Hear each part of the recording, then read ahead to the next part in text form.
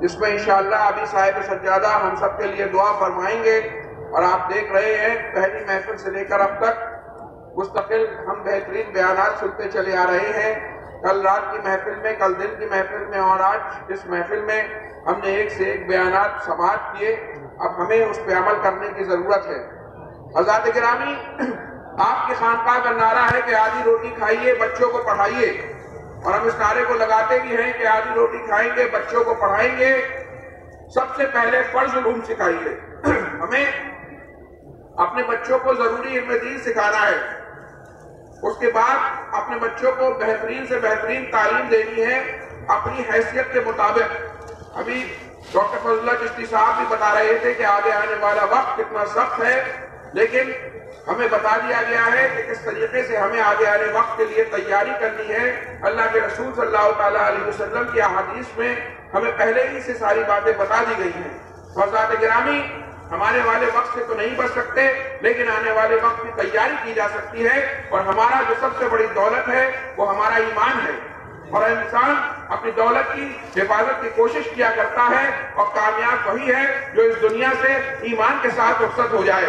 تو ہم جس طریقے سے اپنی دنیاوی دولت کی حفاظت کی کوشش کیا کرتے ہیں، ذرا سے زیورات ہوا کرتے ہیں، انہیں لاکر میں لاک کر کے رکھا کرتے ہیں، ضرورت کے دن نکالا کرتے ہیں، پھر رکھ دیتے ہیں، جب اس دنیاوی چیز جو ہمارے ساتھ جائے گی نہیں اور ہمیں فائدہ نہیں پہنچا سکتی، اس کا یہ عالم ہے، تو ایمان کی حفاظت کا کیا عالم ہونا چاہیے، یہ ہمیں جاننے کی ضرورت ہے۔ اور ہمیں یہ معلوم ہے کہ کہاں سے بہترین دودھ ملے گا، کس دکان والے کے یہاں سے بہترین دوا ملے گی، کہاں بچوں کی اچھی پڑھائی ہوگی۔ تو ہمیں اچھی طرح معلوم ہے کہ ہمیں جو ہے دین کی حفاظت کرنی ہے، کہاں سے کرنی ہے، اور دین کہاں سے لینا ہے۔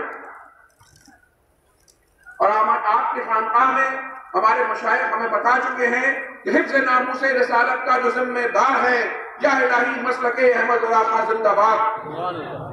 اور حضور تاج المشائخ فرماتے ہیں کہ اس خانقاہ کا سرکاری مسلک اعلیٰ حضرت ہے۔ تو حضرات گرامی، دین پہ مضبوطی سے قائم رہیں، اور ان علماء اکرام سے دین کے حصول کی کوشش کریں، ان علماء اکرام کے قدموں سے اپنے آپ کو وابستہ رکھیں جو مسلک اعلیٰ حضرت کے پابند ہیں، جو تعلیمات اعلیٰ حضرت کی ترویج و اشاعت میں لگے ہوئے ہیں، اور ہر وقت اپنی موت کو اپنے سامنے رکھیں، آخرت کی فکر کو اپنے سامنے رکھیں۔ اگر انسان اپنی آخرت کی فکر اپنے سامنے رکھے گا، اپنی زندگی کے مشن کو اپنے سامنے رکھے گا، تو وہ دھوکے میں نہیں آئے گا، کیونکہ اسے معلوم ہو جائے گا کہ بظاہر یہ دنیا بڑی خوبصورت ہے، اس دنیا کی رنگینیاں بہت اچھی ہیں، لیکن ایک دن ہمیں اس سے جانا ہے۔ اعلیٰ حضرت کیا فرماتے ہیں کہ ہائے غافل وہ کیا جگہ ہے جہاں 5 جاتے ہیں 4 پھرتے ہیں۔ تو حضرات گرامی، ہمیں مستقل اپنی موت کی تیاری کرنی چاہیے۔ عقل مند انسان وہی ہوا کرتا ہے جو اس پہ امتحان گزرنے والا ہے، وہ اس کی تیاری کیا کرتا ہے، اپنی موت کی تیاری کرتا رہتا ہے۔ جب انسان روز اپنی موت کی تیاری کرے گا، اس دنیا میں ایک مسافر کی حیثیت سے آئے ہیں ہم، اور چند دنوں بعد اس مسافر کو رخصت ہو جانا ہے۔ تو جو مسافر ہوا کرتا ہے وہ سفر میں بہت دل نہیں لگایا کرتا ہے، وہ یہ سوچ کے نہیں رہتا ہے کہ مجھے یہیں رہ جانا ہے۔ تو جس کو جانا ہے وہ جانے کی تیاریاں کیا کرتا ہے۔ سب سے پہلے اپنے عقیدوں کو مضبوط کریے، اپنے عقیدوں کی مضبوطی پہ دھیان دیجیے، اس کے بعد اپنے اعمال پہ دھیان دیجیے۔ جب انسان کے سامنے اس کی موت ہوگی تو وہ ظلم کرنے سے بچے گا، وہ کسی کو دھوکہ دینے سے بچے گا، وہ گناہوں سے بچے گا، وہ آخرت کی تیاری کرے گا، وہ ان کاموں کی طرف دوڑے گا جو اس کے لیے اس کی منزلوں کو آسان کر دیں۔ ہم یہ کہتے ہیں کہ ہم پہ دنیا بھر میں ظلم ہو رہا ہے، لیکن حقیقت یہ ہے کہ ہم آپس میں ایک دوسروں پر بہت ظلم کر رہے ہیں۔ اگر اپنے اپنے محلے میں، اپنی اپنی برادری میں، اپنے اپنے مدارس میں، اپنے اپنے اداروں میں ہم دیکھیں تو سب سے زیادہ ظلم تو ہم اپنے آپ میں کر رہے ہیں۔ اپنے آپ کو ہم سدھار لیں، ظلم سے روک لیں، ہم اللہ کے بندوں پہ ظلم کرنا روک دیں تو انشاءاللہ ہم پہ بھی یہ ظلم ختم ہو جائے گا۔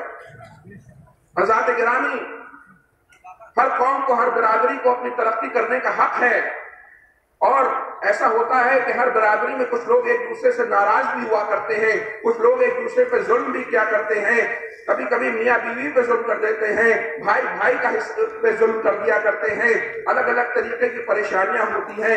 تو ہمارے مسلمانوں میں بھی ایسے بہت سے ظلم ہیں اور بہت سے ہوئے بھی ہیں، لیکن میں آپ کو بتاؤں ایک سازش باقاعدہ چلائی جا رہی ہے مسلمانوں کو مزید کمزور کرنے کے لیے۔ ان میں برادری واد کو پھیلایا جا رہا ہے، بڑے بڑے پروفیسرز کو ایسی ایسی کمیٹی کمیٹیوں کا ہیڈ بنا کے ہمیں چھوڑ دیا گیا ہے، جو پسماندہ کے نام پر، اس کے نام پر، اس کے نام پر ہمارے اندر جو باتیں ہیں ان کو مزید پھیلا کر آپس میں نفرتیں پھیلانا چاہتے ہیں۔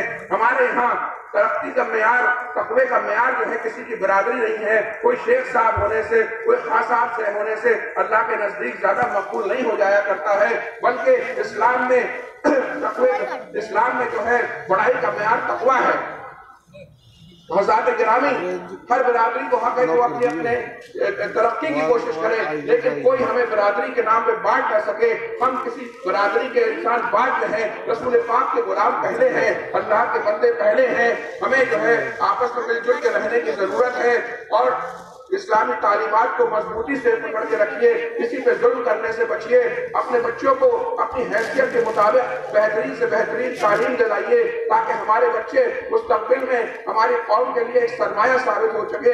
ہمارا ایک ایک بچہ جو ہے وہ ہمارے لیے ایک موتی کی طرح ہے، اس ایک ایک بچے کی ترقی کے لیے ہمیں کام کرنا ہے، تب جا کے یہ قوم ترقی کرے گی۔ اپنے رشتے کو اللہ اور رسول صلی اللہ تعالیٰ علیہ وسلم سے مضبوط کریے۔ جب ہمارا رشتہ اللہ سے مضبوط ہوگا تو ہم یہاں بھی کامیاب ہوں گے، وہاں بھی کامیاب ہوں گے۔ تاریخ گواہ ہے کہ امتحان آتے رہے ہیں، اور قوم مسلم نے اپنے علماء کے، اپنے مشائخ کے زیر سایہ ان کا مقابلہ کیا ہے اور آگے بڑھتی چلی گئی ہے۔ یہی اس مسلمانوں کی تاریخ ہے کہ ہم گناہگار تو ہیں، ہم غدار نہیں ہیں۔ رسول پاک صلی اللہ تعالیٰ علیہ وسلم سے اپنی غلامی کے رشتے کو مضبوط سے مضبوط کرتے رہیے۔ جو دین، جو عقیدہ ہمیں اپنے بزرگوں سے ملا ہے، وہی دین، وہی عقیدہ اپنے بچوں میں پہنچانا ہماری جو ہے سب سے بڑی ذمہ داری ہے۔ تو اپنے بچوں کے لیے 2 گھر چھوڑ جاؤ، 4 گاڑی چھوڑ جاؤ، بینک بیلنس چھوڑ جاؤ، وہ تمہارے اتنا کام نہیں آئے گا اگر تم صحیح عقیدہ نہیں چھوڑ کے گئے۔ جس عقیدے پہ تم تھے، تمہارے باپ تھے، اس عقیدے پہ ہمیں اپنے بچوں کو پہنچانے کے لیے کوشش کرنی ہے، اپنے بچوں کی دینی تعلیم کو مضبوط کرنے کی کوشش کرنی ہے۔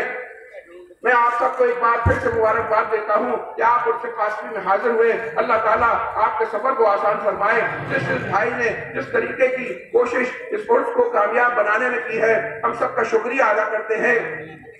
اب اپنے مہاراجہ کے بھائیوں کا شکریہ ادا کرتے ہیں، تمام رضاکار بھائیوں کا شکریہ ادا کرتے ہیں، اپنے سی ایم او صاحب، ان کی ٹیم کا، ڈاکٹرز کا شکریہ ادا کرتے ہیں، پولیس ایڈمنسٹریشن کا شکریہ ادا کرتے ہیں، ایس پی صاحب، ڈی ایم صاحب کا، پوسٹ ماسٹر صاحب کا، اپنے چیئرمین صاحب کا، تمام عملے کا، اور جو بھائیوں نے ہمارے شہر کے، جو بھائیوں نے اپنے گھر دیے اور اس کو کامیاب بنانے کی کوشش کی، ہمارے شہر کے غیر مسلم بھائی جو راستوں پہ خوش ہو کے حضور رفیق ملت کے گلے میں ہار ڈال رہے تھے اور اس کو کامیاب بنانے میں ہمارا ساتھ دے رہے تھے، تمام علماء، مشائخ، تمام کارکنان کا ہم شکریہ ادا کرتے ہیں کہ آپ نے اس عرس کو، اس عالمی اجتماع کو کامیاب بنانے میں ہماری مدد کی ہے۔ اللہ تعالیٰ آپ کی اس کوشش کو قبول فرمائے۔